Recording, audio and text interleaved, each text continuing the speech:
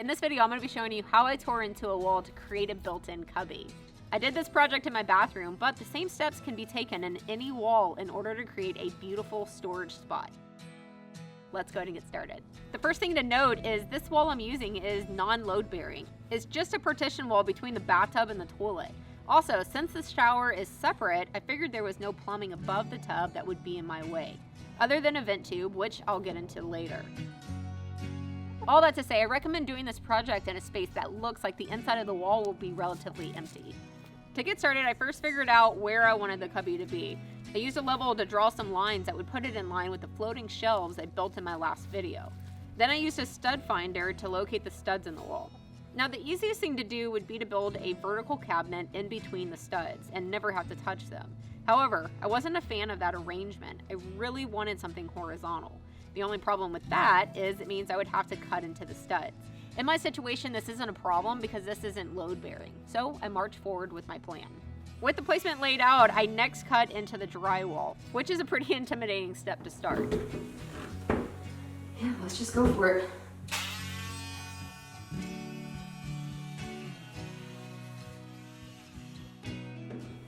Maybe I should get a shop vac. Oh yeah, that makes a huge difference.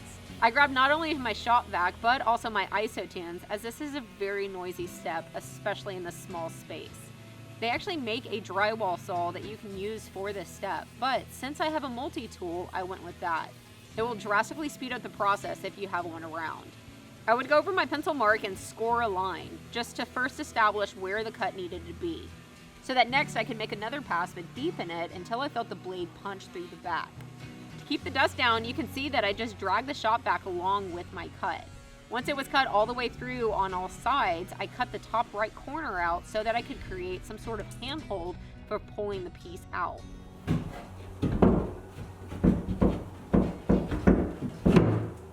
Huh. It's those two screws giving me a fit. Perfect. This cut was the finished cubby size I wanted, but in the next step, I'll have to add 2x4s to both the top and bottom, which will shrink my hole by 3 inches total. To fix this, I simply cut back another 1.5 inches from the top and also the bottom. If you do this project, figure out your wanted finish size, then add 1.5 inches to both ends before making your cubby cut.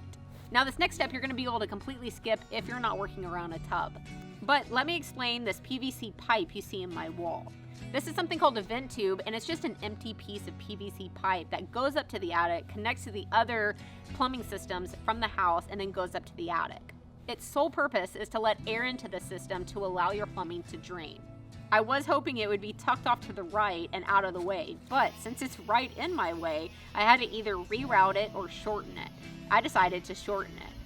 To still keep its function, I cut this pipe shorter, then used a special cap called an air remittance valve, which can be placed anywhere in the system and will still allow air into the plumbing so things are able to drain. Then I went up to the attic. I found this one particular line and capped it off so that no moisture would fall into my partition wall here.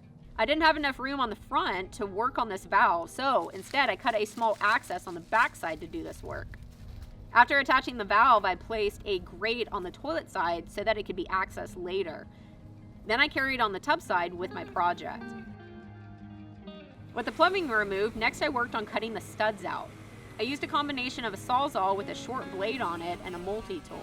First a sawzall to cut through the bulk of the stud, aiming to keep my tool and blade level with the drywall cut here. Then a multi-tool to finish off the back 10% of the cut without getting into the drywall on the other side.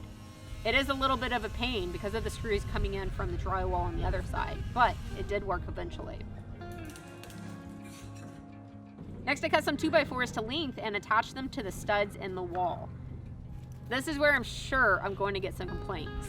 If this wall were load bearing, I would have built a true header to go from the far left stud to the right on both the top and the bottom. But since I know the framing on my house, I knew this wasn't needed. Instead, I just needed to stabilize the studs and connect them so they wouldn't be loose and floating around in the walls. If you're wondering, they don't extend all the way to the left stud because it was another 13 inches inside the drywall and I couldn't access it with a drill.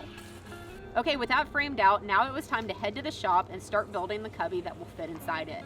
I built this from the same maple I built the floating shelves from, and I started off by ripping all of my needed boards at the table saw, then cutting them to length at the miter. The aim here is to build something that will sit inside the 2x4s of the wall, then add trim to cover up the drywall. I recommend figuring out your dimensions, then taking off a 1/4 inch to ensure it fits nice and easy. For example, my drywall opening is 32.5 inches long, but I made my cabinet 32.25, then the same on the height. You can make it a little small to ensure as it goes in smoothly, then center it up with some shims. So now, okay, it fits. Actually, before putting it in, I needed to add the back.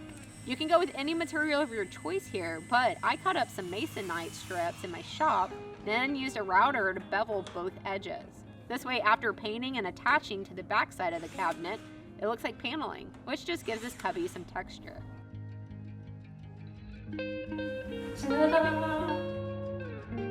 Now, once I put it in place, its bottom is resting on the 2x4 on the bottom, and I'll screw it directly down to that. Of course, once I like its left to right position. After getting the bottom secured, I also put in 2 screws on the top, making sure to push the cabinet in as I was doing so. And just like that, I'm done. For finishing touches, I applied a bead of caulk around the trim, then did some finished touch-up paint to the wall. But honestly, this is a pretty quick and painless project that completely enhances this space. It not only helps finish out this entire space as far as looks go, but also gives it some function, as I now have a spot to store containers of items instead of them clogging up the perimeter of my tub. I personally love it. And now seeing how simple it was, I'm already looking at different areas of my house that could use a cubby just like it. I want to say a big thank you to this video's sponsor, which is Rerouting. If you haven't figured it out, I am a rough and tough sort of person, and I need clothes that can keep up with me. That's exactly why I've been loving the new Rerouting workwear designed specifically for women. They put effort into not only the function and durability, but also the fit. The women's line is built for women, by women. On function, the pants have pockets, and I'm not talking about dinky, why even put them there in the first place pockets that most women pants have, but I'm talking about deep pockets that can actually hold stuff. Then additional pockets on the side for holding even more tools that are needed quickly on the current job. The shirts not only are good looking and built with the same durability as their boots and pants, but what I love is Rerouting has designed their shirts to move with the person no matter what the task. Most button-ups fit well across the back when you're in the resting position, but get tight and restricting when using my arms. However, with these new Rerouting shirts, you can literally feel the back panel moving and stretching as I move. Great job, Rerouting. Use the link in the description to get 10% off your first Rerouting order. And again, big thank you to Rerouting for supporting my channel. If this project has been on your to-do list, and I really hope that my experience has at least given you a guide on what you can expect from the process. Everything I've used is linked for you down below, and I'll see you on my next project.